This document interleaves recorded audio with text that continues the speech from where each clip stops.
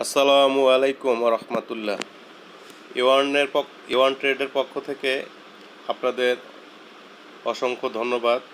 যারা ইতিমধ্যে electric bicycle ক্রয় করেছেন, অনেকেই চিন্তা ভাবনা করে থাকেন যে এগুলোর আসলে পার্টসপাতি, ব্যাটারি, কন্ট্রোলার এগুলো পাওয়া যায় কি না।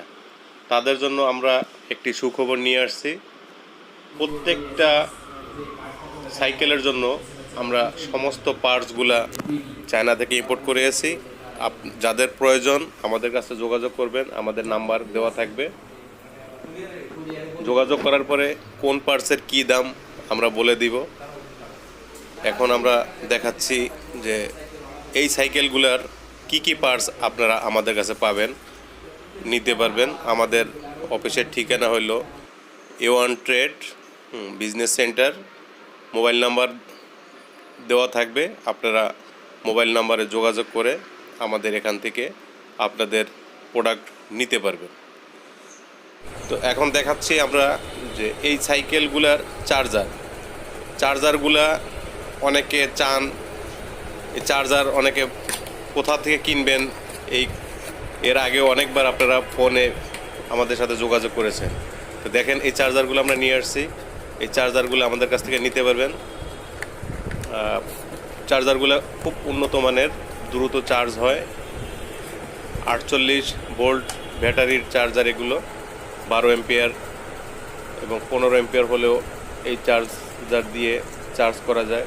এবং 36 ভোল্ট ব্যাটারিতেও এই চার্জার আপনারা ইউজ করতে পারবেন।